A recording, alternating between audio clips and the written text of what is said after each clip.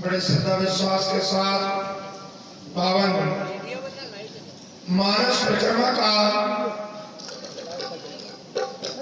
आनंद लिया और सभी ने बड़े श्रद्धा के साथ संकीर्तन किया। अब थोड़ी देर प्रभु कथा में सभी लोग अपने मन को लगाएंगे, लेकिन पहले जो आपको दो संपुट दिए गए हैं इस पावन कथा में मूर्ति हेतु वो मेरे साथ में संपुट बोलिएगा और उसके बाद में फिर थोड़ी देर के कथा प्रवेश करेंगे। सभी संपुट बोलेंगे। शिव पद काले जिन रत्ना, शिव पद काले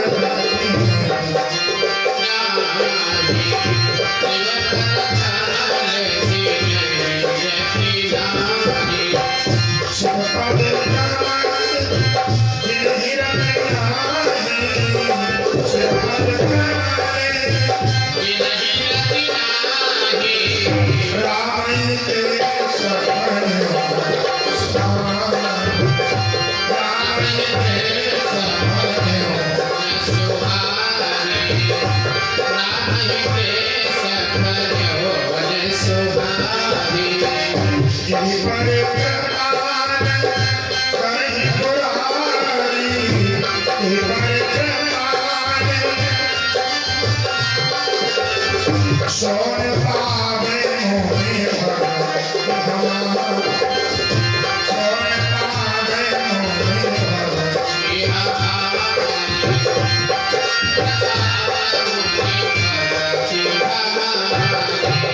बोलो श्री हनुमान जी महाराज की जय। देखिए ये दो शब्द आपको इस दिल की कथा में दिए गए। शिवपद कमल जिन्हें रत नहीं, भगवान भोलेनाथ के चरणों में जिन्हें प्रेम नहीं है, मेरे राम जी कहते वो मुझे सपने में बढ़िया नहीं लगता। रामाई ते सपने ना सुहाही, और राम को सपने में भी बढ़िया नहीं लगते।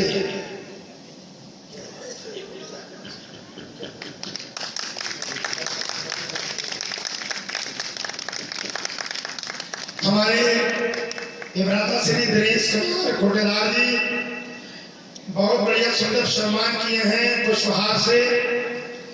भगवान जीवन पुष्पों जैसा बनाए और 50 मुद्रा हमें दूध पीने के लिए दिए हैं।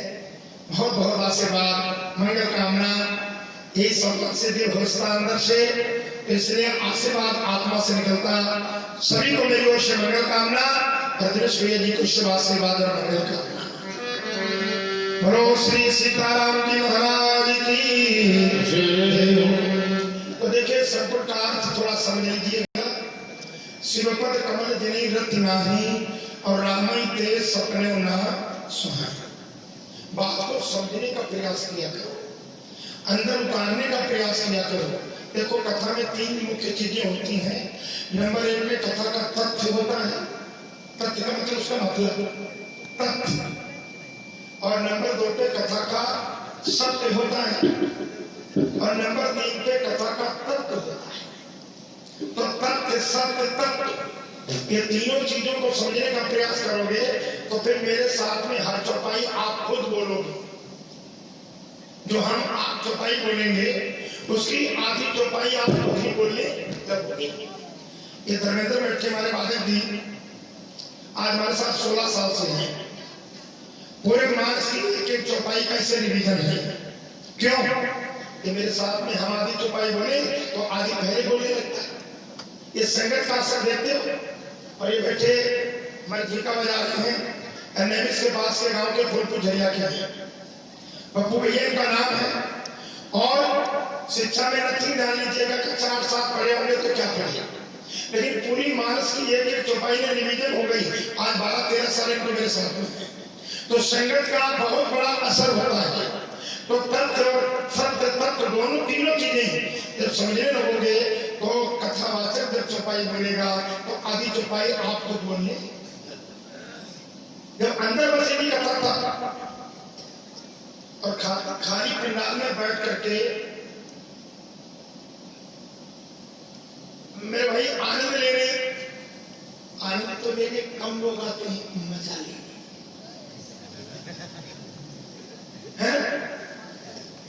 मजा लेने के लिए ज्यादा लोग हैं। यहाँ पे तक आगे बना होता, दो बढ़िया लड़के डांसर होते और डीजे इनका मशहूर है माखनलाल डीजे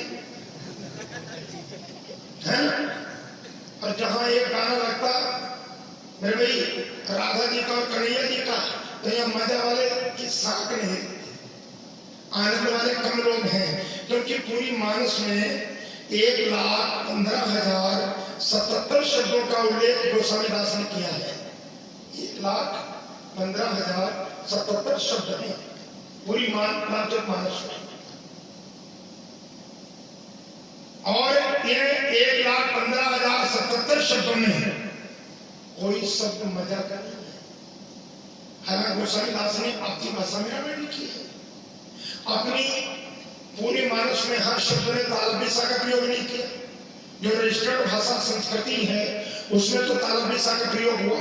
जैसे वो क्या बनाई जाती है ना, एक तरफ गोल गोल जीरो बना के फिर रा बना के तब सा लिखी जाती है, एक सीधे सीधे डंडा खींच दिया जाता रा बना के, एक वो छोटी सा बोली जाती है।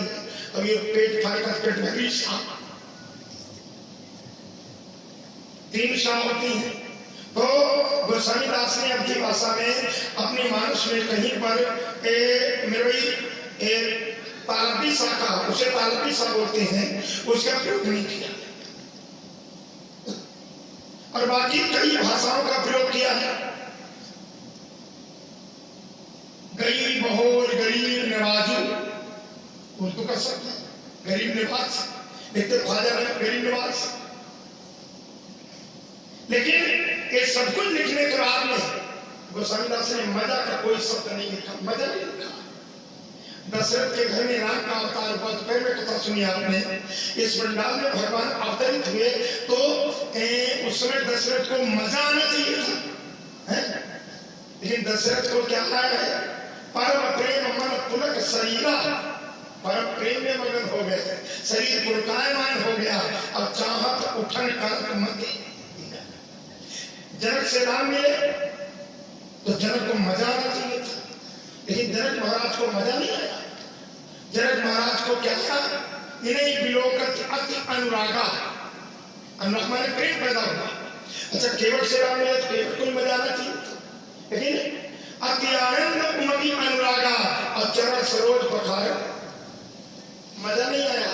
लेकिन आज इतनी विकृति हमारे समाज में पैदा हो गई। हम कहते हैं शिक्षा ज्यादा बड़ी है, लेकिन संस्कारों की धीरे धीरे कमी हुई है। शिक्षा से गरीबी दूर हो जाती है, लेकिन संस्कारों से संस्कृति जिंदा रहती है। पहले संस्कार बढ़िया हो गरीब, तब संस्कृति जिंदा रहती है। इसलिए मेरे भाई ये कथा परम आनंद आए। अभी मैंने आपसे कहा था सभी लोग जय श्री राम करो, ये तो कहा था। मैं, मेरी आदत है मैं सबको जय श्री राम करता हूँ, क्योंकि हमें सब जय श्री राम ही दिखाई देते हैं। मैं इतना तो बड़ा ब्रह्मज्ञानी हूं नहीं, वो तो आप जैसा आम आदमी। लेकिन मुझे ये मालूम होता है कि पंडाल में कोई विशेष व्यक्ति नहीं, सभी राम का रूप, सभी सीता का रूप यहाँ पर प्रदर्शित होते हैं। तो इसलिए मैं सबसे जय श्री राम करता हूँ। इसका मतलब क्या है, जरा आइए ध्यान दें सब लोग।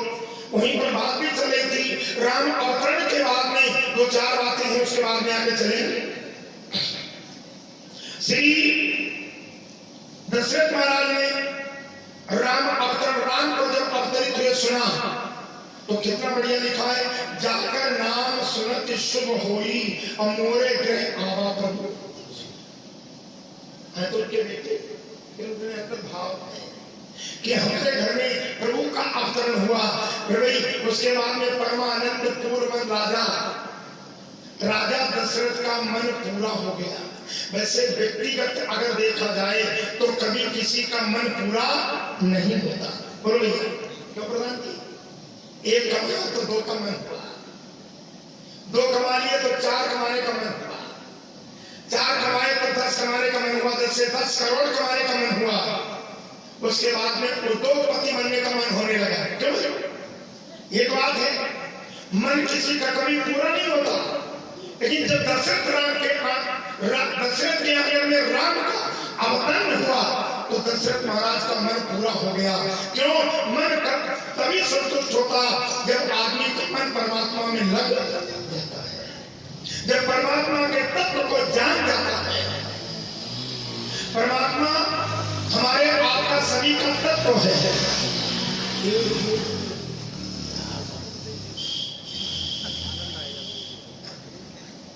ये पक्के आनंद में है। यहां भले कोई कच्चे आनंद में बैठा, क्या बात है। दुनिया बनाने वाले तुम्हें काहे दुनिया बना, क्या तेरे मन में समा। तो देखिएगा, ध्यान देंगे सभी लोग। दशरथ का मन पूरा हो गया, परमानंद पूर्ण मन राजा, ये कहते पूर्ण मन राजा का मन पूरा हो गया। कहा बुलाए बजाओ बाजा। और क्या लिखा है गोस्वामी ने? दशरथ महाराज ने सबसे पहले वशिष्ठ महाराज को बुलाया। मैं निवेदन करूंगा, आपके घर में कोई काम काज हो, शुभ कार्य हो, उसमें अपने बड़े बुजुर्गों का सबसे पहले सम्मान करो। बड़े बुजुर्गों का सम्मान छोड़ दोगे तो तुम्हारे घर में उस कार्य में रौनक नहीं आएगी। आपके घर में बढ़िया ढोल ताशे बजते हैं और आपके पिता किनारे अगर छप्पर के नीचे कथा रहे हैं तो वो ढोल ताशे भी आपको जहर बन जाएंगे। इसलिए पहले उधर की जरूरत है, इधर की बाद में जरूरत है।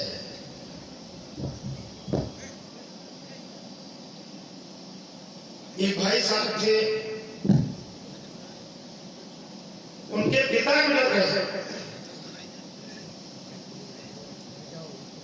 माता जी बची।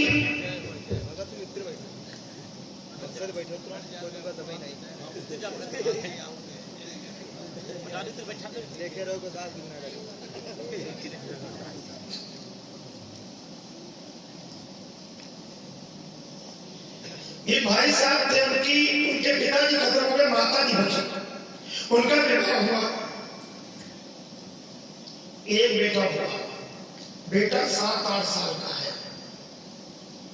एक दिन उन्हें दावत में इनविटेशन हुआ, निमंत्रण मिला, तो वो न्योता में जब जाने लगे तो बीवी तैयार हुई, बच्चा तैयार हुआ, अपने आप तैयार हुए। उनकी बीवी बोली, मम्मी को कहां ले चलोगे? वहां बिलों के समाज है, जरा ध्यान देना, पढ़ा लिखा समाज है, सब बिल अप टू डेट या बिल ग्रेजुएशन या बिल क्वालिफाइड, अच्छे से अच्छे लोग आएंगे वहां पर। मम्मी को कहा ले चलोगे? तो फिर क्या करें? मम्मी भोजन कहा करेंगे? तो पत्नी ने तलाक से बोल दिया, पड़ोस में मंदिर है, वहां रोज लंगर चलता है, मम्मी से बोलो वहां भोजन करके आएंगे। तो बेटे का मम्मी, हम आपको अपने साथ ले चलेंगे, आप ये 2 किलोमीटर मंदिर वहां चली जाना और लंगर रोज चलता भोजन करके आना। लड़का सोता रहा। लड़के ने पूछा, पापा मम्मी के साथ में, दादी के साथ में नहीं जाएंगी? तो मम्मी पहले बोल पड़ी, तुम्हें कुछ मालूम है बेटे? अरे इतने अच्छे समाज में इन्हें कहाँ ले चलोगे? न बढ़िया कपड़े, न बढ़िया चप्पल, और न खान पान का तरीका बढ़िया देहात तरीके के, पुराने तरीके के। लड़का सोता रहा। बाद में तो मम्मी पापा बैठा के बोला, पापा जब आप लोग बूढ़े हो जाएंगे तो हम भी अपना हाउस, बच्चे इंग्लिश ज्यादा बोलते, हम भी अपना हाउस किसी टेम्पल के करीब बनवाएंगे, यानी मंदिर के पास बनवाएंगे। और जब हमारा समय शादी हो जाएगी, जब हमारी दुल्हन आएगी तो हम दोनों लोगों को इनवाइट किया जाएगा। जब हम पार्टी में जाएंगे तो आपसे भी कहेंगे, पापा मम्मी मंदिर में भोजन कर लेना। मम्मी पापा के होश उठ गए। बढ़िया से बढ़िया मम्मी तो साड़ी निकाल कर दी और बढ़िया से कपड़े पहना के साथ में लेकर गए। जरा संस्कारों का ध्यान दें। अगर संस्कारों का ध्यान नहीं दोगे तो आजकल ओल्ड एज हाउस, बड़े बड़े अच्छे अनाथालय, बूढ़ों के लिए वृद्धाश्रम बनेगी नहीं बनेगी। बच्चे सब कुछ पैदा करते हैं और बड़े बड़े अच्छे एम्प्लॉइज हैं, बड़ी नौकरी अच्छी है, लेकिन उनके माँ बाप वृद्धाश्रम में पड़े हैं। क्यों? ये कोई संस्कार नहीं है। तो जरा ध्यान देंगे हम लोग। तो दशरथ ने सबसे पहले अपने वृद्ध गुरुदेव जी वशिष्ठ महाराज को बुलाया। उनकी माता पिता तो नहीं है, इसलिए उनके पूज्य गुरुदेव जी महाराज हैं। तो सबसे पहले गुरुदेव जी को बुलावा गया। गुरुदेव जी महाराज आए, जब उन्होंने इतने बढ़िया बच्चे को देखा तो सबसे पहले बच्चे का संस्कार करने लगे। मैंने दोहा बोला था तो भाई मेरा नंदी मुख सराध करी जाति कर्म सबकी हाट कधेनु बसन मनी नप विप्रन कहा नंदी मुख सराध किया। अच्छा, आप लोगों से पूछना चाहता हूं, आप लोगों ने बहुत दिनों से मानस पर मैं तो ये कहूंगा रिसर्च किया है, मानस कथा सुनी है, लेकिन जरा ये दोहे पर ध्यान दो। क्या नंदी मुख श्राद्ध जो है इसके बारे में आप लोग जानते हैं? हेलो, नंदी मुख श्राद्ध के बारे में कोई जानते हैं? ये नंदी मुख श्राद्ध क्या होता है? कोई जानता है?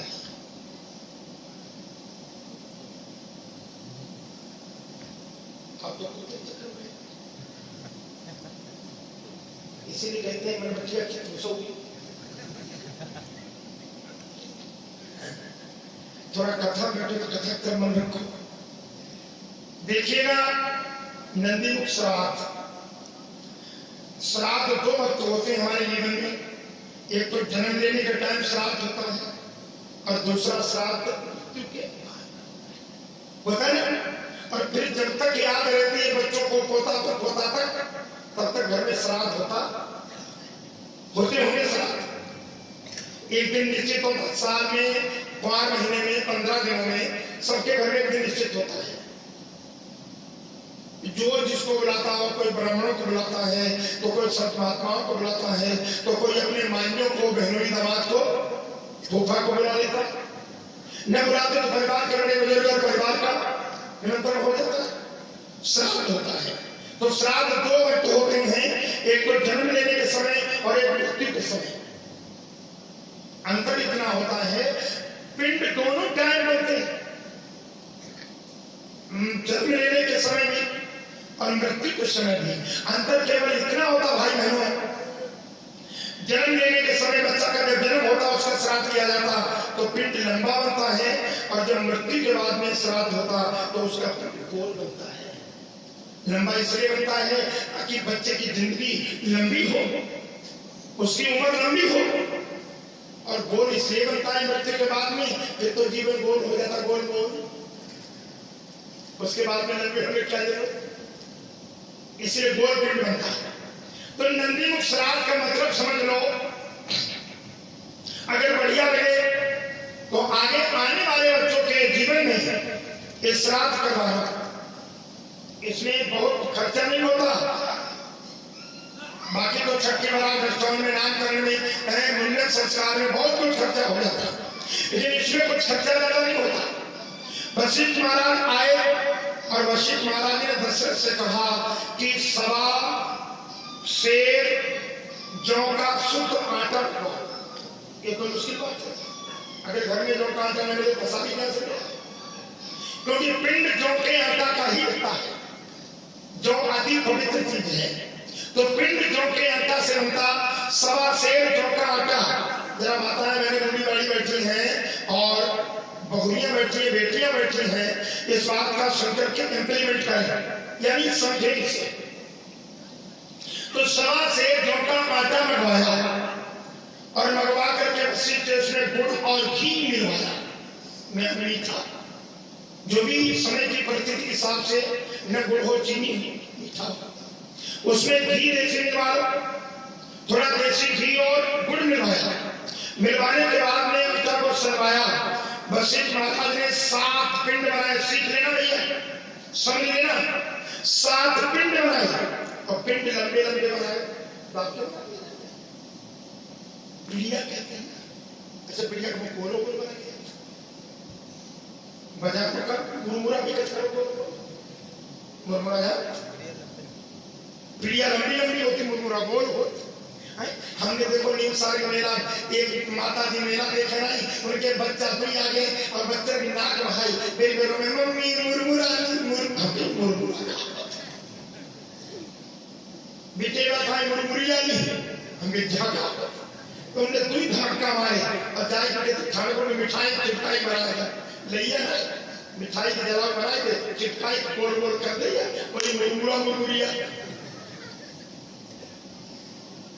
तो वशिष्ठ महाराज ने 7 पिंड बनाए लंबे लंबे और बना करके एक पिंड उठा करके पहले पिंड राम के मस्तक में, चारों बेटों के मस्तक में छिपाया पिंड और बोला ओम ब्रह्मांडाय नमः, ये हमारा आपका ब्रह्मांड है, ये ब्रह्मांडाय नमः। दूसरा उठाया पिंड और बच्चों की आंखों से छुआया, इसका नाम है ओम चक्षुआय, चक्षुआय आंखें होता है, क्योंकि ये हिंदी का शब्द चक्षुआय संस्कृति में कहा जाता है।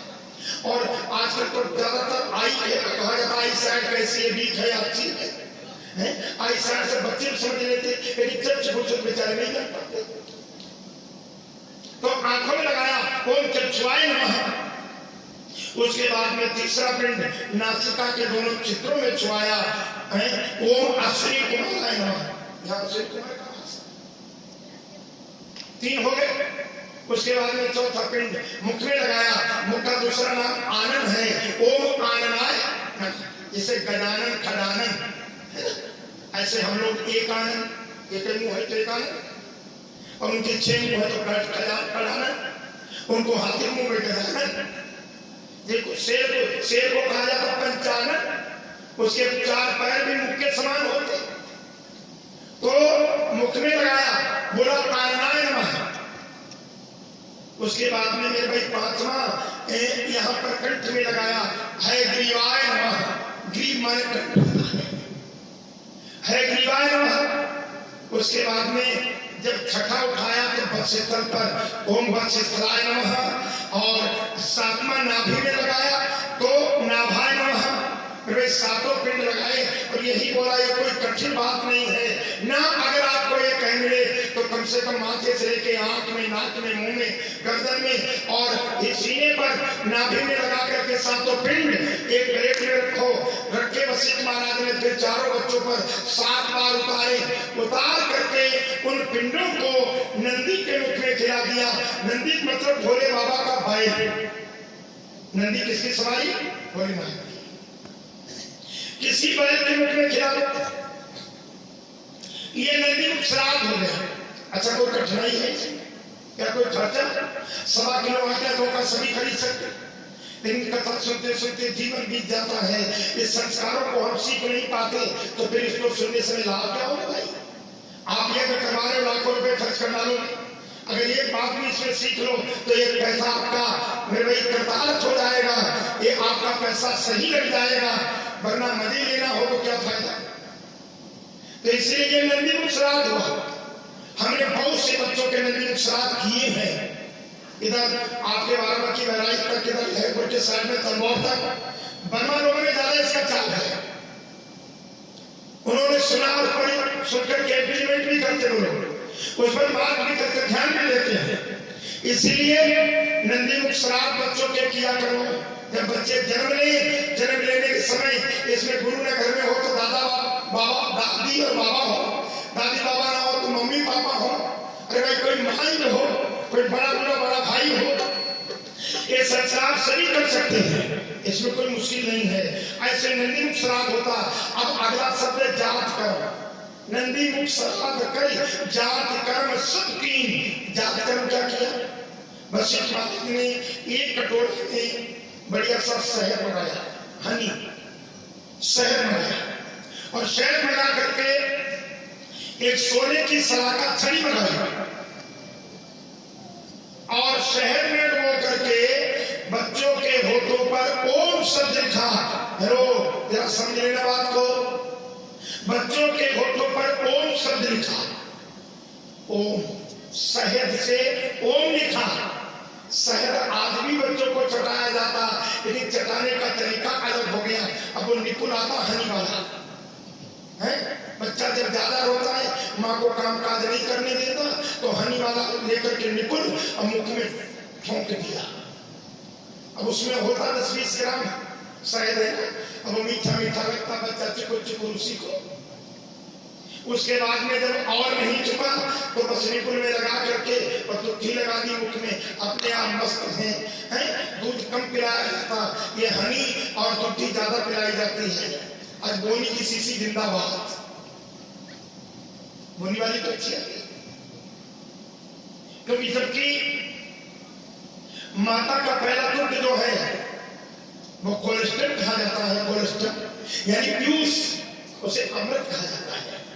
जो माँ अपने बच्चे को पहला कोलेस्ट्रॉल पान कराती है, वो पहला पीयूष पान कराती है, वो बच्चा जीवन में बीमार कम पड़ता है, उस बच्चे को एनर्जी फास्ट मिलती है। भाई उसमें तो सभी तत्व मौजूद होते हैं, कैल्शियम से लेकर के फास्फोरस तक, मैग्नीशियम, भाई बोरान, ऐसी कोई उसमें तत्व जिंक आदि सब कुछ होता है। उसमें सारे फाइबर्स मौजूद होते हैं। जब माँ अपने बच्चे को बहुत दूध पिलाती तो वो बच्चा कभी जीवन में ज्यादा रोगी नहीं होता है। बड़ी मुश्किल की बात है। आजकल माताएं दूध पिलाना पसंद नहीं, ज्यादा ड्रेस नहीं करता आपको। हमें एक बहुत बूढ़ी बाड़ी बता रही थी कि बच्चा जब जन्म ले तो माँ का दूध पहला नहीं, बकरी का दूध पिलाओ। जैसे लड़का जन्मो और बूढ़ा ले विदेशी अगमती गाँव के तुम्हारी झगड़ी लगा जाए, झगड़ी जब उनको नाम है तो बढ़िया, जब बकरी खाओ जब झगड़ी खाओ। तो दूसरी मिलती का दीदी कहा है पोता जन्म भाव झगड़ी दूध चाहिए, लगा कि हाँ 8 दिन से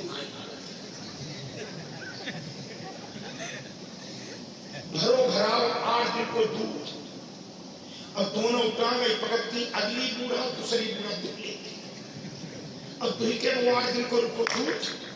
और पियाओं के यंत्र का जंत्र 10-20 साल पुरानी रजैया बस रुई खींची। अब बताओ जो 10-20 साल पुरानी रजैया, उसकी रुई में भी इतने बैक्टीरिया होंगे, इतने वायरस होंगे, उसी को दूध में भिगो देती हैं और बच्चा के मुख में आकर के चुप चुप पिलाई देती। अपनों दूध नहीं, बकरी का दूध पिलाती है। और बकरी के गुण तुम जानते हो, बकरी का बच्चा, हम इतना तो जरूर जानते हैं, डॉक्टर लोगों ने बताया, मैंने देखा साइंस में भी, ये बकरी का दूध जो है वो उसमें चिकनाहट नहीं होती, डाइजेस्टिव होता है। लेकिन मेरे भाई पिलाने का तरीका भी तो ठीक हो, पहला दूध तो माँ को पिलाना चाहिए, लेकिन लेगलेसिया गांव में झगड़ी करती होती, वो भी रुई से पिलाती, गलत। और एक विशेष बात है, बकरी दूध जितना डाइजेस्टिव होता है और जितना चिकनाई रहित होता है, उतना उसके अंदर वासना ज्यादा होती है, वासना ज्यादा होती है। क्योंकि हर बकरी का बच्चा, बकरा जो है वो 6 महीना के बाद में अपनी माँ को ही भूल जाता है, आगे बताने की जरूरत नहीं है। इसलिए माँ अपने बच्चे को अपना दूध पिलाया। तो मेरे भाई जब शहद से ओम लिखा जाता, ये जागकर संस्कार होता।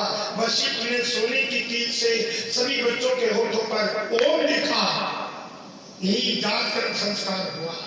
इसमें कौन सा खर्चा होगा? घर में ना शहद हो, डाबर का ले आओ, डाबर का ना शहद मिले वैद्यनाथ का ले आओ, और वैद्यनाथ का ना मिले तो पूज्य रामदेव का ले आओ। क्यों भाई? शहद तो सबका मिल जाएगा, होठों पर ओम लिखो। तो ये 2 संस्कार हैं, यही वशिष्ठ ने किए। नंदी मुख सराज कर जाति कर्म सब कीरी, हाथ कधेनु बसन मनी नभ विप्रन कह दीनी। हाथ माने सोना, बसन माने वस्त्र कपड़े,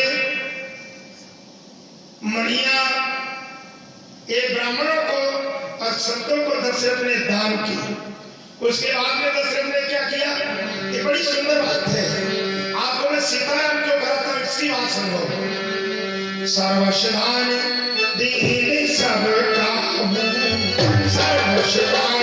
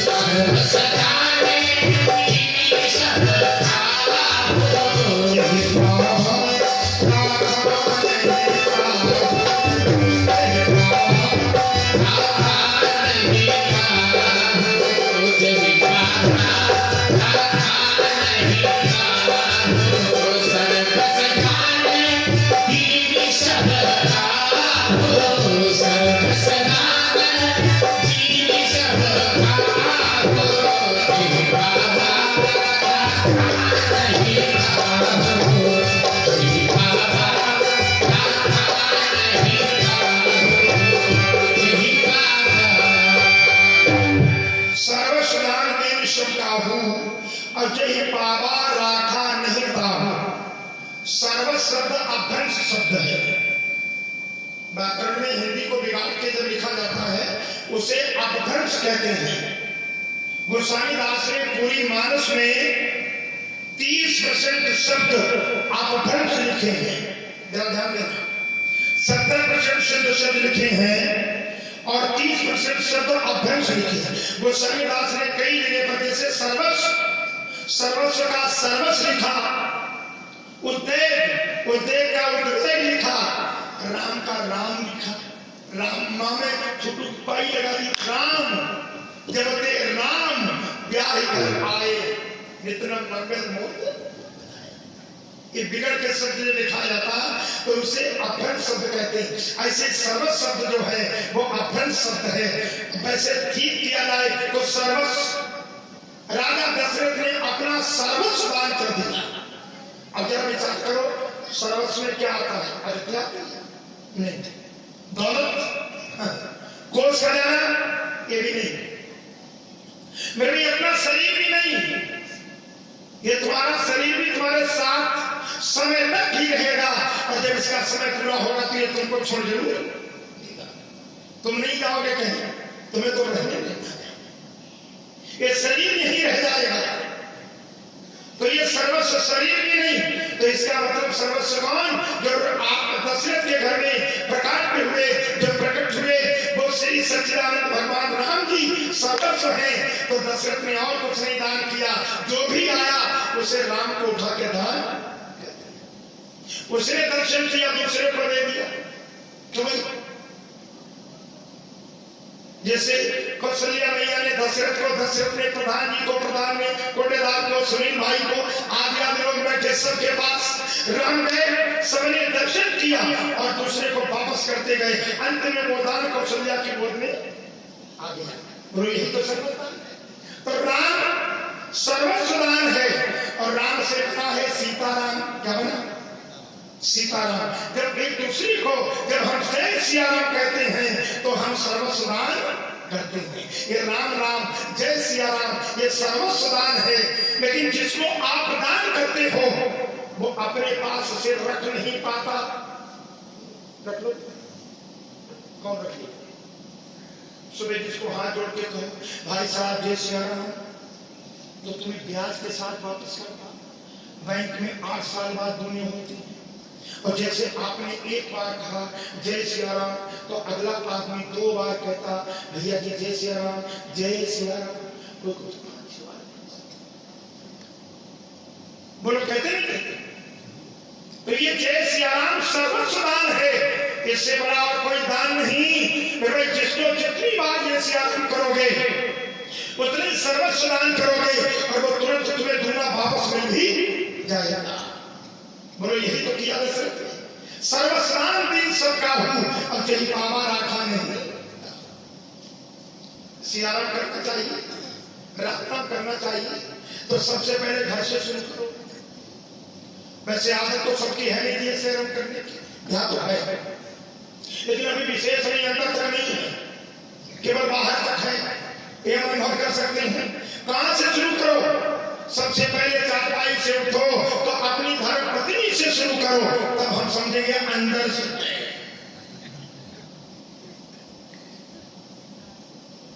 अंदर से है। पहले धर्म पत्नी से करो, बच्चों से करो, माँ बाप से जैसे आराम करो। जब बार बार करने लगोगे तो सबकी आदत बन जाएगी, ये सर्वस्व दान होने लगेगा। बोलो करना चाहिए नहीं करना चाहिए? अपने पास कोई रख नहीं पाता इसको, तो भाई जय सियाराम आपने रख लिया, इधर मारे रख लेते हैं। आप लोग वापस करना नहीं चाहते? जय सियाराम आप सब देखो वापस करने है ना।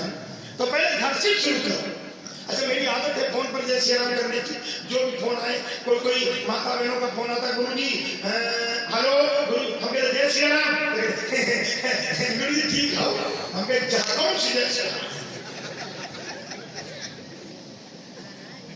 गांव में मेरी आदत है, अब तो मेरे गांव में बच्चे सभी बूढ़े सब माताएं बहने, ऐसा कोई व्यक्ति जिधर गांव में निकल जाओ सभी जय सियाराम करते हैं। अभी पहले मैंने सबको सिखाने का प्रयास किया, बच्चे जो नहीं करते उन पर मैं ढेर के जैसे आराम करता, 10-5 बार करो खुदे कर लगे, ताऊ या बाबा जैसे कोई माताएं थी, हम उन्हें जैसे जब करते थे।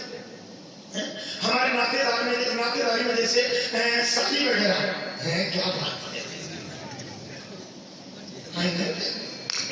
आगे बच्चे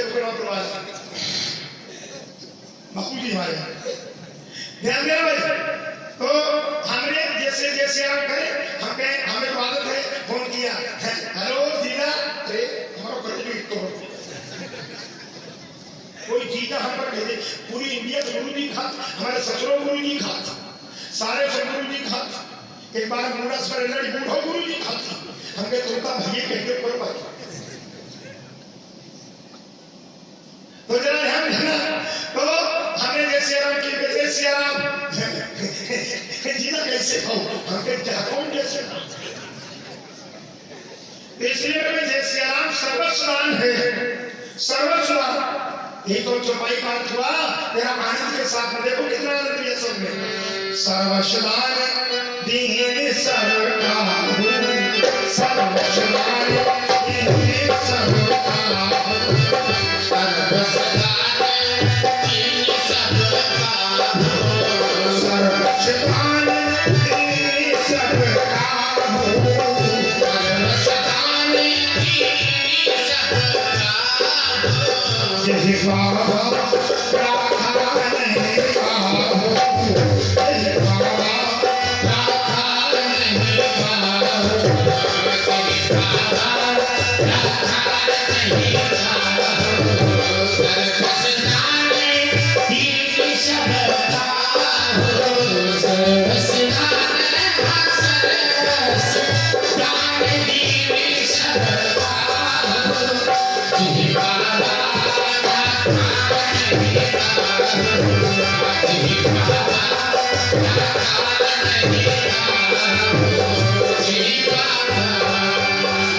देखिए सर्वस्नान दिन सरकाहू, और यही बाबा राखा नहीं ताहू। बोलो रामचंद्र भगवान की। अब धीरे धीरे नामकरण का अवसर आया है जब, अच्छा बीच में और बात बन गई। नारायण जी तो 1 महीना 1 दिन बिल्कुल हटे ही नहीं। अब जब चंद्रमा जी बार बार आते हैं, मास दिवस कर दिवस भात मारम न जाने कोई, अब रथ समेत रवि था जो निशा कवन विधि होई। चंद्रमा बार बार आते हैं और परमात्मा से निवेदन करते हैं, जरा ध्यान देना भैया, प्रभु मैं भी आपका दर्शन चाहता हूँ। राम ने कहा चंद्रमा मुझे माफ कर देना, मैं अपने बाबा से नहीं कह सकता, तुम हट जाओ, वो मेरे बाबा हैं। भगवान राम जी बोले, तो चंद्रमा मन में बहुत दुखी हुआ। तो राम ने कहा दुखी मत हो, मैं सूर्य कुल में पैदा हुआ, बाबा हमारे सर्वोपरि में नहीं कह सकता, लेकिन आगे आने वाले समय में मैं तुम्हारा नाम अपने नाम के सामने जोड़ लूंगा। ये केवल मेरा दर्शन 1 महीना 1 दिन किए हैं, और तुम्हारा नाम मेरे साथ जब तक सूरज चांद रहेगा, चंद्रमा तुम्हारा मेरे साथ नाम रहेगा, ये चंद्रमा तुम्हारा मेरे साथ नाम रहेगा। तभी राम ने चंद्र को अपने सामने जोड़ लिया। क्या नाम पड़ा? रामचंद्र भगवान की। एक और वरदान दे दिया, ये चंद्रमा एक नंबर आएगा। आज मैं सूर्य कुल में उत्पन्न हुआ हूँ, अगले द्वापर में मैं चंद्र कुल में उत्पन्न होगा, कृष्ण बन करके आऊंगा, तो मेरा चंद्र वंश होगा। कौन सा वंश होगा? चंद्र वंश। अच्छा भगवान कन्हैया का अवतार के कला से 16 क्लास। भगवान कन्हैया का अवतार कौन सा है? 8। नोट कर लो, ये मतलब क्या है। पहला अवतार भगवान ने कौन सा लिया? गोस्वामी दास ने 6 अवतारों की कथा एक चौपाई में बोली है। भगवान का पहला अवतार मछली का अवतार है। मीन कमठ सूकर नर हरि और 52 परशुराम बपु। मीन माने मछली, पानी में रहती है। कमठ माने कच्छप, पानी और मिट्टी में रहता है। मीन कमठ कछुआ, अब कमो कमो सूखे खेत में है। जो तक लोग घर में पहले वो नसी वाला कछुआ निकल आता था, तो लोग बड़ी पूजा करते थे भगवान की, कच्छप बरता। अब तो जमाना बदल गया, ऐसे षड्यंत्र चल, वो ऐसे यंत्र चल गए। अब षड्यंत्र यंत्र का है, ऐसे ऐसे रोटावेटर वगैरह, अगर नीचे कच्चा भगवान फंस जाए पता नहीं कहां था है। तो दूसरा अवतार भगवान का कच्चा अवतार मीन कमट सूकर, तीसरा सुकर अवतार हेरात से ने जब पृथ्वी को मेरे छुपा दिया जाकर के विष्टालय में, तो सुकर भगवान बनकर के पृथ्वी को बचा के लाए, तभी सुकर अवतार हुआ, मीन कमट सूकर।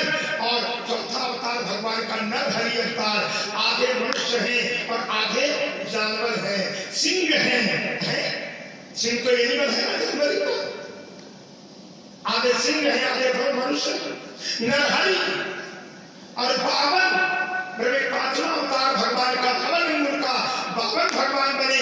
और छठा अवतार परशुराम जी का, परशुराम का 10 गला से अवतार, कौन से कुल में उपज है बताना नहीं। परशुराम का अवतार ब्राह्मण है परशुराम जी ने।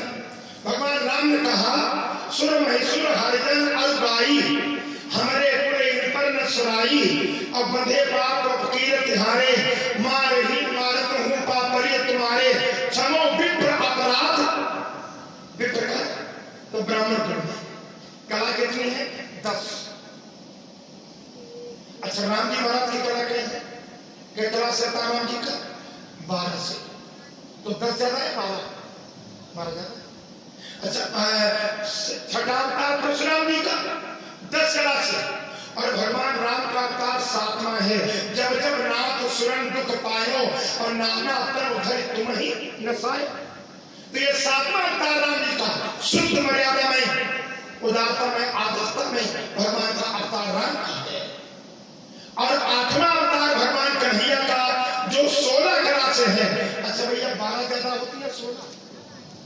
बताइए 16 ज्यादा होती है, तो इनके मतलब पंडित जो अवतार हुआ ब्राह्मण अवतार परशुराम का वो 10 कला से, और 10 और 16 तुम बताओ, हम 6 कला ऊपर। अब तो हूँ भाई पोता हमारे रिश्ता में लगा इंतजाम करता कि हमें पहले की करे। बोलो भाई पहले की 16 कला वाले को होना चाहिए या 10 कला वाले की? बता दे, नहीं बता 16 कला वाले की। हम लोग 12 से भी ऊपर, देखो भगवान की बात छोड़ दो, कलाओं की बात करो, 12 से भी ऊपर और फिर 10 से भी ऊपर, सर्वोपरि 16 कला से अवतार। अभी इसके आगे कोई अवतार कलाओं में बढ़कर नहीं हुआ। और फिर भी हम लोग बैकवर्ड में अखिलेश बाबू जी कह रहे थे हैं तो हम फॉरवर्ड, लेकिन हमको लोगों ने कर दिया बैकवर्ड। जरा ध्यान देंगे आप लोग, बात जात पात की नहीं, बात में आपको एक नींद की बता रहा हूँ, एक आपको एक समाज की बता रहा हूँ। मैं एक जगह कथा कर रहा था, गुरु एक भाई साहब बोले ऐसा करना, हम कथा समझ के गुरु जी कह रहे हैं। मैंने कहा क्यों? कहा एक बात कही थी, बहुत ज्ञानी है, वो हर पॉइंट को पकड़ लेते हैं। हमें कोई हम अपनी कहेंगे, वो अपनी बताएंगे, अगर कोई त्रुटि होगी तो बढ़िया बन जाएगा। मैंने अपनी कथा शुरू की तो दूसरे तीसरे दिन बाद कई जी आए और एक ठाकुर श्याम दोनों थे, प्रधान जी बैठे, हरिगांव के पास की बात है। तो बात जब होने लगी तो एक कलाओं की बात हुई, तो मैंने कहा मुँह आपके कौन से वंश में है? कहा भाई राम के वंश में है, ठाकुर है। तो हमने कहा कै कलाएं राम की थी? कहा 12। तो हमने कहा एक भगवान कन्हैया की, कहा 16। हमके 12 दादा के 16 के गुरु जी 16 ज्यादा है, हमके 10 का 10 तो सोच लीजिए है। तो कहने का मतलब ये है तुम फॉरवर्ड हो, तुम बैकवर्ड नहीं हो सकते, लेकिन अपने को बना लो तो इसमें कोई किसी की गलती नहीं। मैं किसी जातिता की या किसी वंश की गलती नहीं देता हूँ, गलती अपनी देता हूँ। जब तुम कभी संस्कार में गए नहीं, कभी शिक्षा में गए नहीं है, कभी बच्चों को पढ़ाने का प्रयास किया नहीं है, कहीं कहीं कथा करने जाओ और कथा याद हम लोगों में होती है। कोई कोई बच्चे या बेटे को पैसा चढ़ाने आती है, 1 रुपया ही हाथ नहीं और 20 रुपये भी हाथ नहीं। बुझो कई रुपया? कहा गुरु जी 20 और 1। अब जोड़ो, तुम कैलकुलेटर लेके बैठो, कोई 20 रुपये नहीं है, फिर एक को कहीं 20 एक को है। बुझो कितने? एक जो नहीं पता, जो 20 रुपये जो पता नहीं कितने शिक्षा को जब तक परिपक्वता के साथ में, संस्कारों के साथ में नहीं ले जाओगे तब तक विकास होने वाला नहीं है। आज विकास का विरोध हो रहा है। आज समाज में जितने भी मेरे भाई विद्वान हैं, मैं तो खुली कहता हूँ यदुवंशियों में जितने विद्वान हैं, तो कई लोग इस बात की बुराई करते हैं। ये क्यों? ये विकास का विरोध होता। तुम्हारे गांव में तुम अपना विकास करने लगोगे तो तुम्हारे पीछे तुम्हारे विरोधी खड़े हो जाएंगे। सदा विकास का विरोध होगा। चलो आइए देखिएगा, तो इस तरीके से नामकरण का अवसर आया। भगवान ने चंद्रमा का नाम अपने नाम के सामने जोड़ लिया। परमात्मा से जो प्रेम करता उसका नाम अपने नाम के साथ में जोड़ लेते। देवघर में चले जाओ, जहाँ कचरी चीज होती बैजनाथ बैजू यादव तो भगवान कन्हैया, भगवान के भोलेनाथ ने उसका नाम अपने साथ में जोड़ लिया है। पहले बैजू और बाद में नाथ, और पूरा नाम है बैज, गोला गोकर्ण नाथ, वो भी ग्वाला है। गोकर्ण इसका नाम है, गोकर्ण ग्वाला पहले और नाथ भोलेनाथ बाद में है। इसलिए पहले ग्वाला और फिर गोकर्ण और फिर के बाद पीछे से लटके हैं नाथ। भगवान तो लटक जाते हैं तुम्हारे साथ। एक बार प्रेम करके देख लो, क्यों? जब प्रेम करोगे तभी तो लटक जाएंगे। और जब तुमको प्रेम करने नहीं आता, केवल मजे मजा में जिंदगी गुजार रहे हो, पूरी कथा सुनने के बाद मैं उठ के चल और 3-4 डब्बी की हाथ ऐसे मुझे कहा है मजा हो मेरे भाई। कथा में मजा नहीं, आनंद आता है। ये कथा आपके जीवन को बदल देने वाली चीज है। आइए तो ध्यान दें, आगे और सीरियल में बढ़िएगा। नामकरण कर अवसर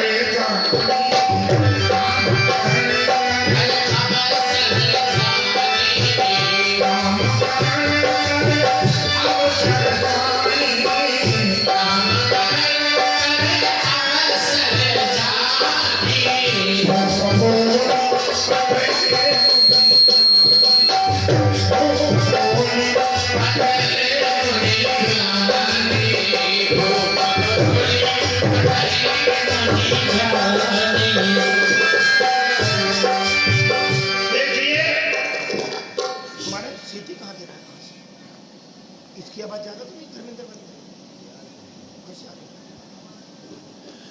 तो देखिए, नामकरण का अवसर यानी अभूप बोल पठाए मुनि गण। राजा दशरथ ने गुरुदेव को पुनः बुलाया। गुरुदेव ने नाम रखना शुरू किया। कई पूजा भूपति यश भाखा और धैर्य नाम जो मुनि गुणी राखा। आप जो मन में गुण रखे हो वो मेरे बच्चों के नाम रख दो। अच्छा, नाम रखने में नक्षत्र है, मुहूर्त है, जन्म का टाइम है, जन्म का टाइम है। ये सत्येंद्र कुमार जी कल्याणपुर से 50 मुद्रा, अच्छा 50 मुद्रा सबके लिए दूध देने के लिए बहुत बहुत आशीर्वाद, मंगल कामना। कल्याणपुर से आए सत्येंद्र भाई जी, ईश्वर दया बना रखे और हमेशा हमेशा आशीर्वाद मेरा साथ में मुझे बना रहे। बोलो सियापति रामचंद्र भगवान की।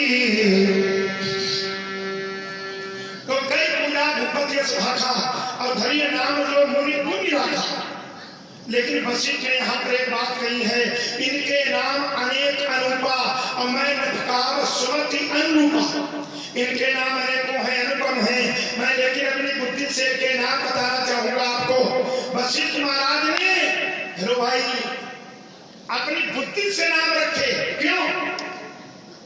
वशिष्ठ को पूर्व ज्ञान है। जब वशिष्ठ महाराज यहाँ के पांडित्य कर्म को करने के लिए नियुक्त किए गए तब ब्रह्मा ने ये बात बताई थी वशिष्ठ को। उत्तरकांड में चौपाई है। जब अयोध्या में मनु महाराज आए, मनु ने एक आचार्य की कल्पना की। ब्रह्मा से कहा कि मुझे एक आचार्य चाहिए, तो ब्रह्मा ने वशिष्ठ को चुना। ब्रह्मा ने कहा वशिष्ठ महाराज तुम ही हो गया था। वशिष्ठ ने कहा ना, तो मैं आचार्य नहीं बन पाऊंगा, मैं ये पुरोहित कर्म नहीं कर पाऊंगा। उपरोहित कर्म अति मंदा, शब्दों को समझो। उपरोहित कर्म अति मंदा और वेद पुराण स्मृति कर निंदा। वेद पुराण स्मृति सभी निंदा करते हैं। और जब न ले तब कहा मोही आगे लाभ हो शुद्ध तो। जब मैं ले नहीं रहा था तो ब्रह्मा ने मुझे कहा कि हे बेटा आगे तुम्हें लाभ होगा। क्या लाभ होगा? बहुत सुंदर बात बताइए, परमात्मा ब्रह्म नररूपा,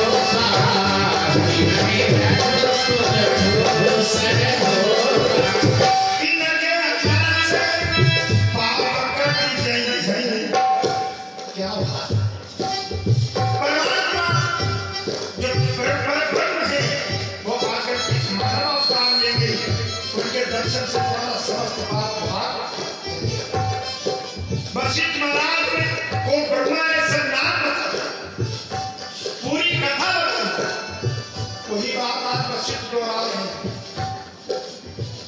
इनकर नाम अनेक अनूठा, मैंने अनुरूपा,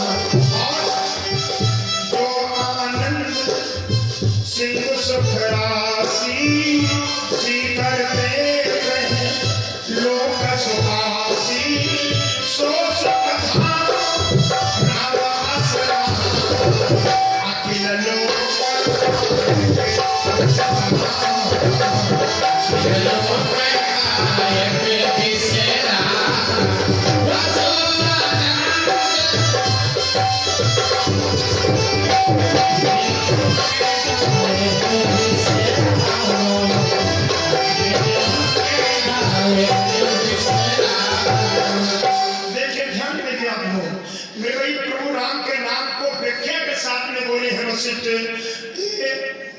जो आनंद सिंधु सुख राशि, कितने बढ़िया शब्द है, जो आनंद के समुद्र है सुखी राशि, जो आनंद सिंधु सुख राशि, सीकर, सीकर मारे पानी की बूंद, एक बूंद है सीकर, सीकर के त्रैलोक सुपासी, जो एक बूंद से तीनों लोगों को सुपास दे सकते हैं, उनका सुखधाम राम नाम राम, सो सुखधाम राम असनामा, अखिल लोक दायक विश्रामा, पूरे ब्रह्मांड को अकेले विश्राम देती हैं। बोलो राजा रामचंद्र भगवान की।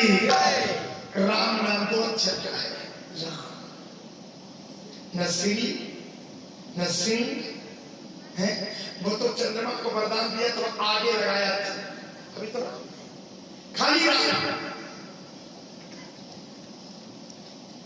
दूसरे नाम की व्याख्या बहुत ही बढ़िया था, विश्व भरण पोषण कर जोई, विश्व भरण पोषण कर जोई, विश्व भरण पोषण कर जोई, ताकर नाम ऐसा होई,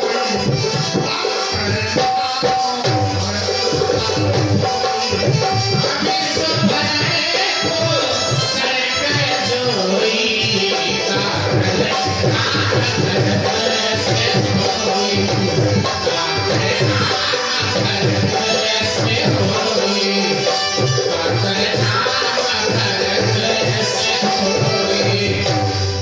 दूसरे बेटे का नाम रखा वशिष्ठ महाराज ने, विश्व भरण पोषण कर जोई, और ताकर नाम भरत अस हुई, जो पूरे विश्व का भरण पोषण अकेले कर सकता है। भरत में इतनी ताकत है, पूरे विश्व का भरण पोषण भरत अकेले कर सकते हैं। विश्व भरण पोषण कर जोई, और ताकर नाम भरत अस हुई, बिल्कुल सही बात है। अच्छा, किसी का कोई भरण पोषण करना चाहे तो उसके लिए जीवन में सर्वोपरि पहले कौन सी प्रक्रिया अपनानी पड़ेगी? उससे सबसे पहले जीवन में त्याग अपनाना पड़ेगा। क्यों भाई? अच्छा एक बात बताओ, आप लोग इतने लोग बैठे हो, सभी कमेटी के लोग बैठे हो, और गांव के ग्रामीण अंचल के सभी लोग बैठे हो, आप लोगों ने जब तक अपने जेब से कोई त्याग नहीं किया तब तक ये कमेटी नहीं बनी। और जब तक कोई त्याग करके पैसा इकट्ठा नहीं हो तब तक ये प्रारंभ नहीं है। जब त्याग आपने किया, कुछ अपने जेब से, कुछ अपने मन से, कुछ अपने काम से, इसमें अपने कामों से भी त्याग करना पड़ा, तभी तो तुम इतना बड़ा भंडारा और ये सब कार्यक्रम कर पाओगे। और अगर त्याग करना ना चाहो, जेब में 10 रुपया पड़े हैं और गुरु जी को चाय भी पिलाना बहुत जोर चाहते हैं, खैराबाद में गए रुपया 10 रुपये चाय, और बार बार सोचते हैं चाय आप पिला दी जाए, फिर सोचते 10 रुपये चले जाएंगे।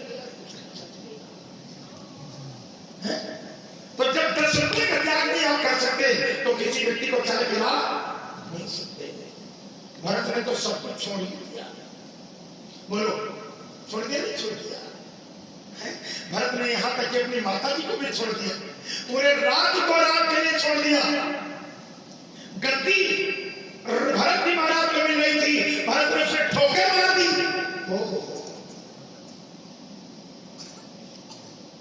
राम धर्म का अवतार। राम कौन सा धर्म है?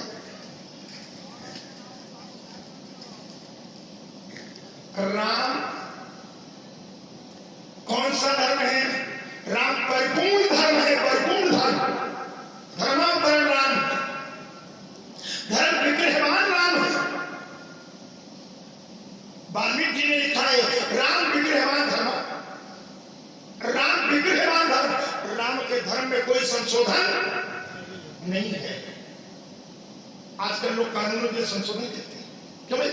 ये 3 कानून हैं जिनके लिए एक काले कानून जो किसानों पर भारी पड़ रहे हैं, उनमें बार बार सरकार से 11 बार मीटिंग हो चुकी। कल 11वीं मीटिंग है, कल 22 तारीख, आज के तारीख आज थी, आज 11वीं मीटिंग थी, लेकिन आज भी कुछ हुआ नहीं।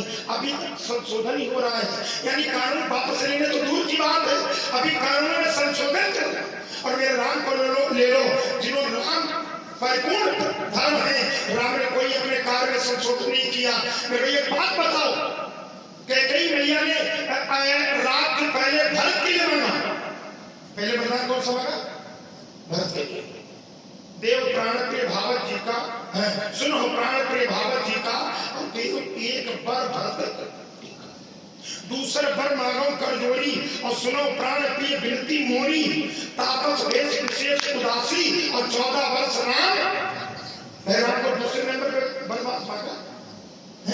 राम को चाहिए था, अगर राम संशोधन करते तो राम कहते कि पहले भरत भैया को राज मांगा गया, तो पहले भरत को बुलाओ, उनको राज करती दो, उसके बाद में हम वनवास को जाएंगे, क्योंकि मेरे को बाद में वनवास मिला है। लेकिन भरत संशोधन, राम संशोधन नहीं चाहते। राम तो परिपूर्ण, राम विग्रहवान धर्म परिपूर्ण धर्म है, इसलिए उन्होंने कहा कि भैया भरत को गद्दी जब हो गई तो वो अपनी गद्दी भोगेंगे, हमको वनवास हुआ तो हम क्यों समय खराब करें, हम तो आज से ही शुरू करें। राम विग्रहवान धर्म। अच्छा, भरत भी कोई धर्म नहीं, भरत भी धर्म का रूप है। चलो बात आगे बढ़ जाएगी, थोड़ी ये नामकरण की सुन लो, उसके बाद में चारों भाइयों का धर्म बताऊंगा आपको। ये चारों भाई कौन कौन से धर्म हैं? अभी एक धर्म बताया आपको मैंने, राम विग्रहवान धर्म, ये वाल्मीकि जी का श्लोक है, और राम परिपूर्ण ब्रह्म है और धर्म है। ये राम की व्याख्या की, राम के धर्म में संशोधन नहीं है। मेरे भाई जो करना चाहते राम उसको नीति के साथ मर्यादा करते हैं, उसमें कोई संशोधन नहीं करते हैं। अब ये 3 भाई कौन सा धर्म है? ये अगले पीरियड में, अगले समय में, अभी 3 दिन बाद, अगर भूल जाओ तो याद दिला देना, नहीं तो बाद में कहोगे बात आ चुकी। तो देखिएगा भरत महाराज जी जो है परिपूर्ण त्यागी हैं, जिन्होंने सब कुछ त्याग दिया। मेरे भाई अब देखिए, वशिष्ठ महाराज ने कहा कि आपके पिता ने आपको राज दिया है, आपको राज करना चाहिए भरत जी। कब बिल्कुल करना चाहिए गुरु जी। वशिष्ठ बोलेगा मैं आज्ञा दूं तो तुम्हें गद्दी पर बैठना पड़ेगा, कब बिल्कुल बैठना पड़ेगा गुरु जी। भरत सब स्वीकार करते थे, और जब वशिष्ठ महाराज बोल चुके तो कहा गुरु जी आपके कहने पर मैं गद्दी पर बैठ जाऊंगा, लेकिन एक बात याद कर लो, मोहिराज हट देहौ जपनी और रसाला साल गई है, मोहिराज हट देहौ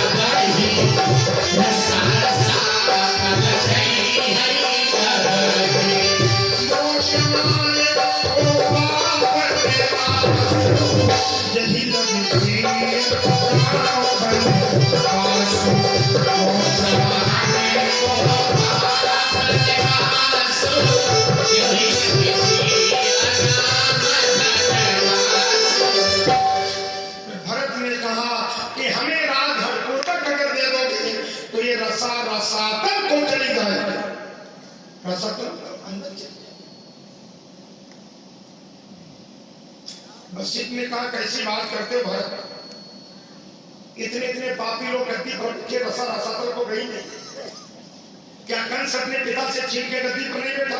हेलो भाई, सुस्ती तो नहीं लग रही है? ये ग्रेड लोग बैठ के जरा समझ लीजिएगा। देखो कथा जवानों की ज्यादा है, बुढ़ू की कम है।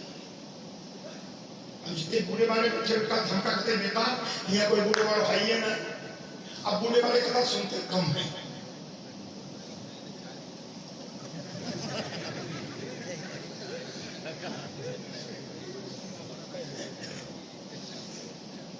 मैं तो कहता हूं इस ब्याज से इसमें ऐसा कोई ना हो जो बूढ़ा ना हो, सब बूढ़े और बूढ़े से बूढ़े हो।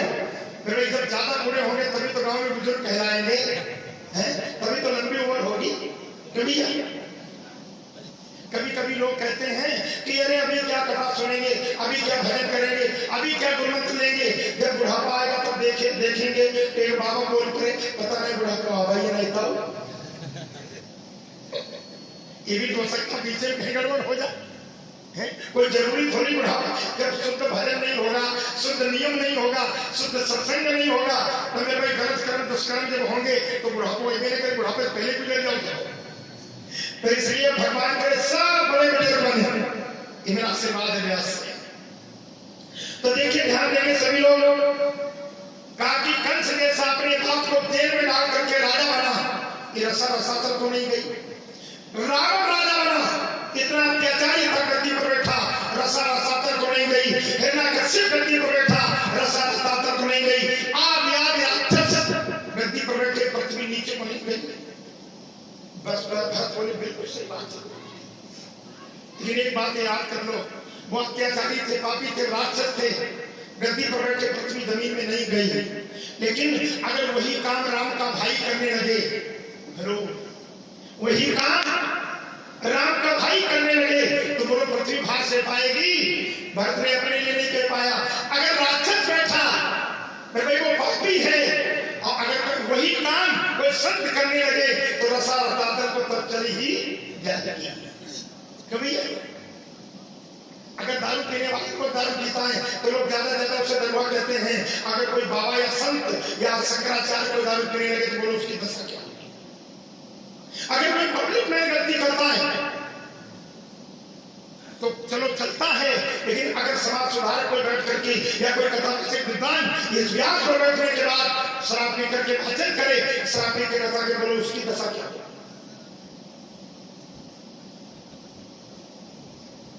तो इसलिए ध्यान देंगे आप लोग, भरत महाराज ने इतना बड़ा त्याग किया, जिन्हें पूरी अयोध्या का राज मिल रहा था, उन्होंने ठोकर मार दी। तभी कहा गया विश्व भरण पोषण कर जोई, अवतार का नाम भरत अस। विश्व भरण पोषण वही हो सकता जिसके जीवन में कुछ त्याग हो।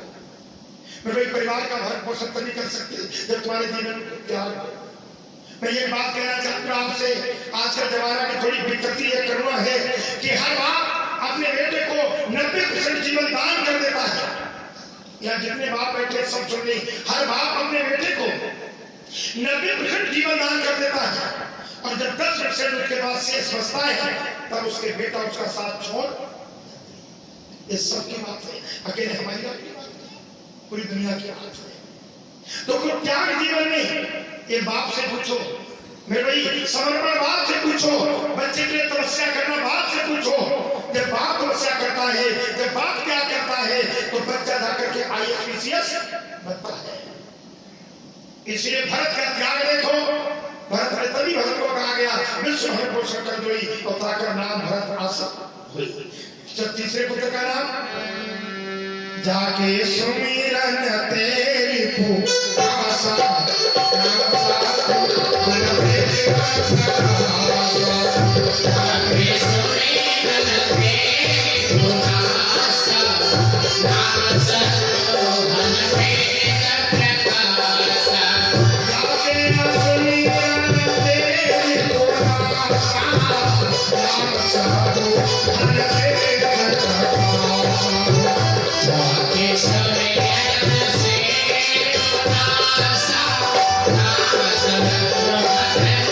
Yeah.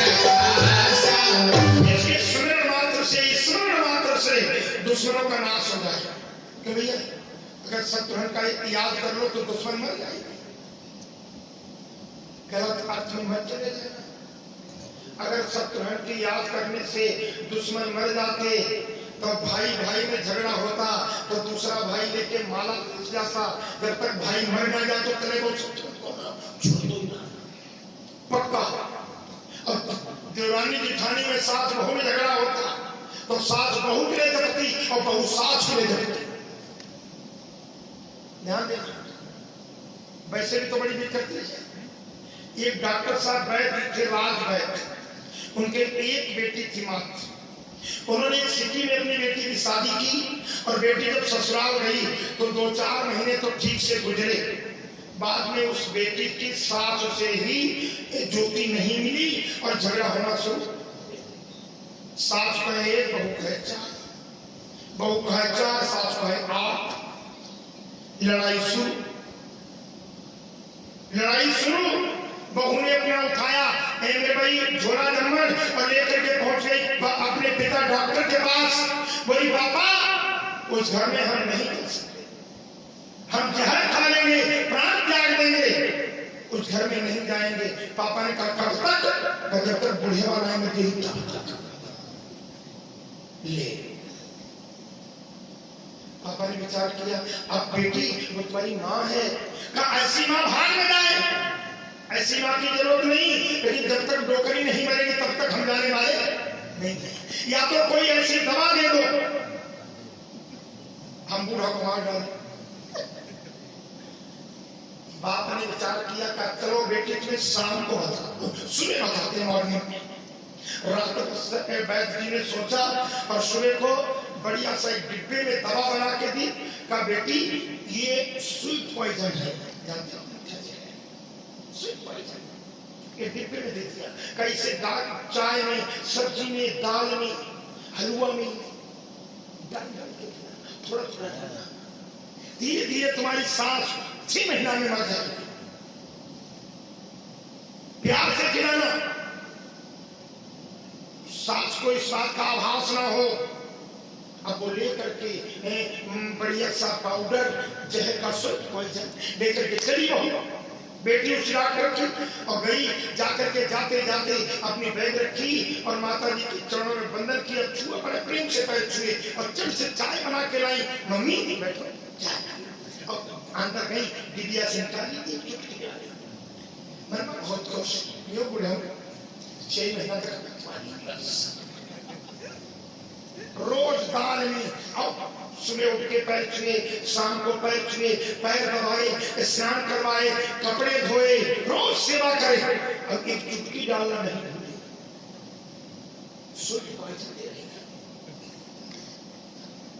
इतना जब प्यार करने लगी सास से, अपनी सासू मां से, सासू ने मन में अनुभव किया मेरी बहू इतना बदल गई, इतनी सेवा करती है, कपड़े धो के स्नान करवाती, रोज चाय और सब कुछ चापाई पर ही देते।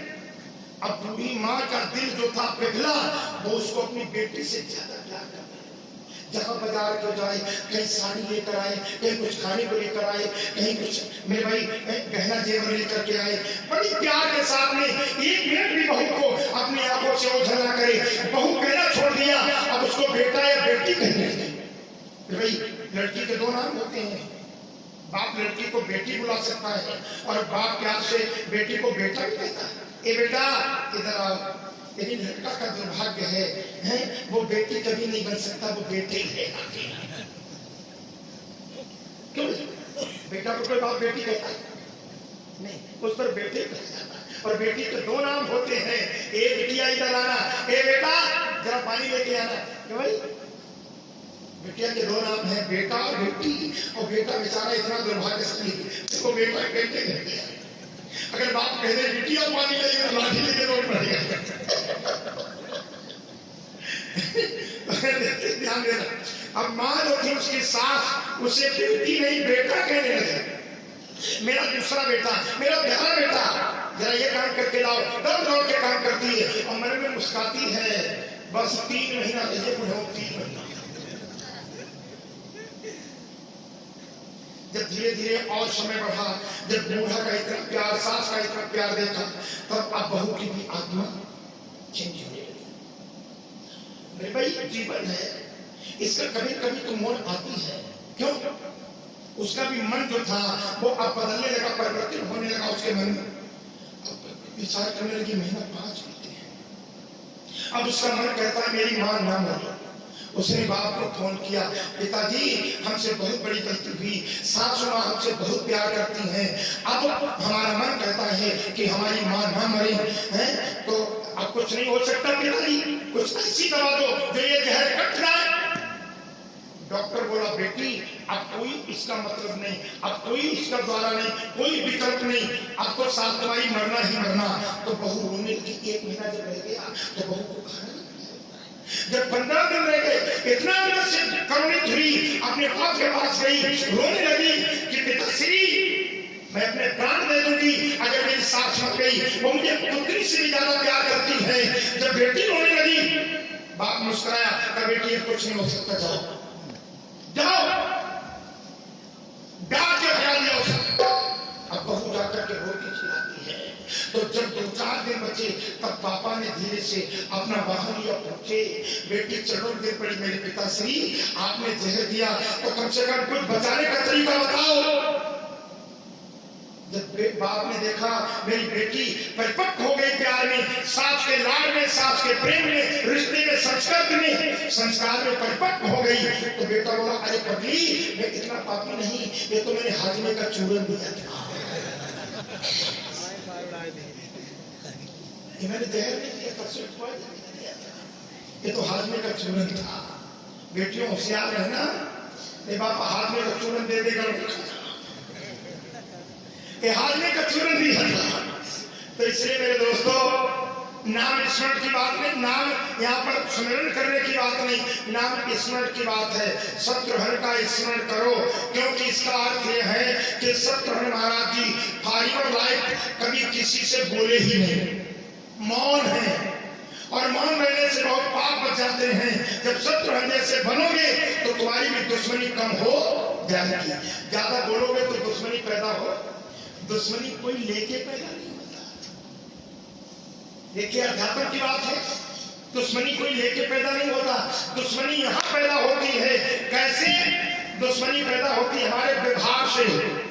दुश्मनी और बुराई 2 चीजें कैसे पैदा होती तुम्हारे जीवन में? दुश्मनी पैदा होती है आपके व्यवहार से, और बुराई पैदा होती है आपके शब्दों से।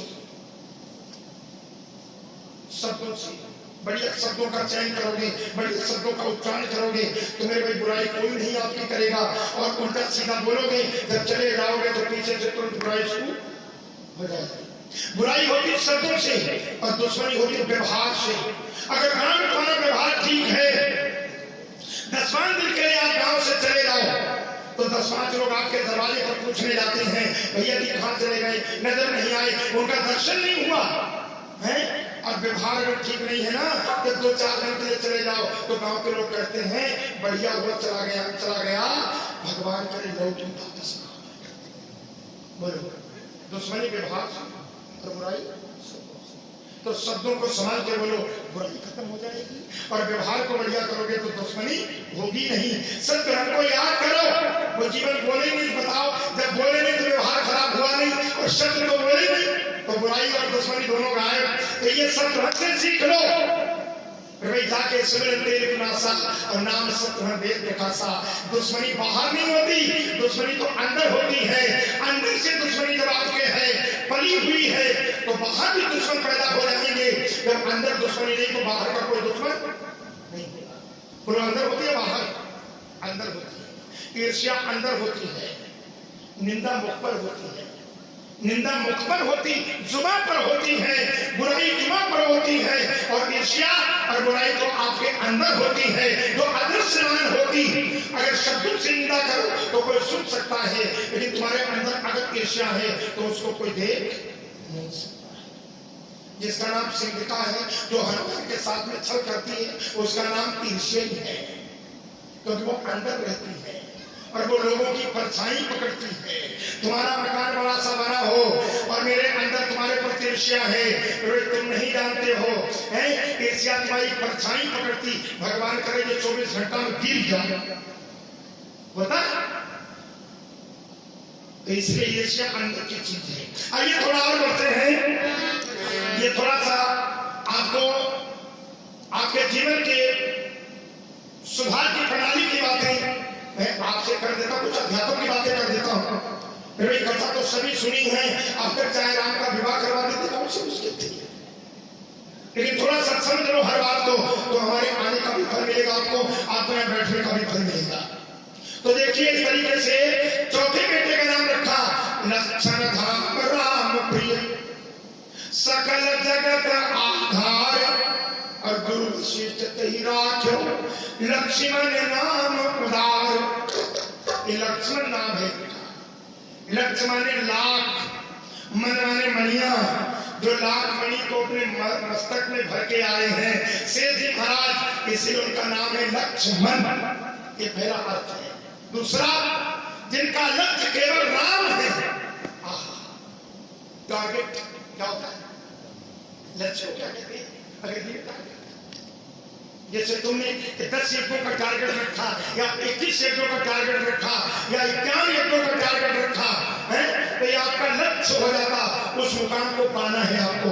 एक लक्ष्य का तीसरा होता मुकाम या गंतव्य स्थान, चौथा अर्थ है गंतव्य स्थान। तो लक्ष्मण का गंतव्य, लक्ष्मण का मुकाम, लक्ष्मण का लक्ष्य, लक्ष्मण का टारगेट केवल एक है, वो भगवान श्री राम की भक्ति है।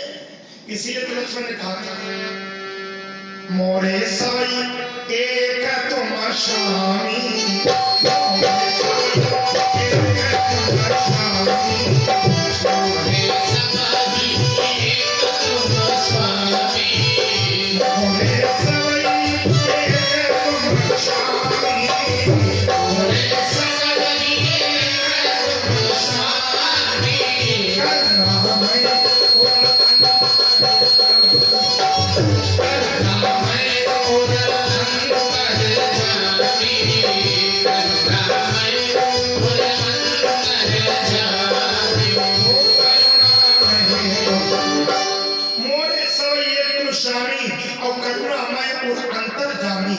लक्ष्मण ने कहा था मेरे सभी तुम स्वामी एक हो, और मैं गुरु पितुमात न जानो काऊ, और दीन बंधु अति मृदुल स्वभाव। मैं गुरु पितुमाता किसी को जानता ये नहीं का मानता नहीं, जानता नहीं है। बहुत से लोग कह देते हैं हम तो लक्ष्मण हैं। एक बाबा जी कह रहे थे हम तो लक्ष्मण हैं, हम माता पिता को, परिवार को, घर को, गृहस्थी को या संसार को हम मानते नहीं है। हमने कहा लक्ष्मण कहाँ है? ये कहे हैं लक्ष्मण ने कहा है मैं किसी को नहीं मानता। हम कहते नहीं बाबा जी तुम्हारी भूल है। लक्ष्मण ने कहा मैं मानता सबको हूँ, लेकिन जानता केवल अकेले राम को हूँ। बोलो रामचंद्र भगवान की। मानो सबको, लेकिन जानो राम। अगर जीवन बढ़िया बनाना चाहते हैं, मैं मानो माता है, पिता है, बेटी है, बेटा है, परिवार समाज है, सब कुछ सब मानो, लेकिन जानो राम। राम को जानने का सतत प्रयास करो, यही जीवन का एक लक्ष्य चाहिए। तो इस तरीके से चारों भाइयों के नाम रखे गए। आज पूरी अयोध्या आनंद में डूबी है। माता बहनें आई हैं, जरा सोहर सुनाओ। आनंदा भई मोरी नगरी, आज आनंदा भई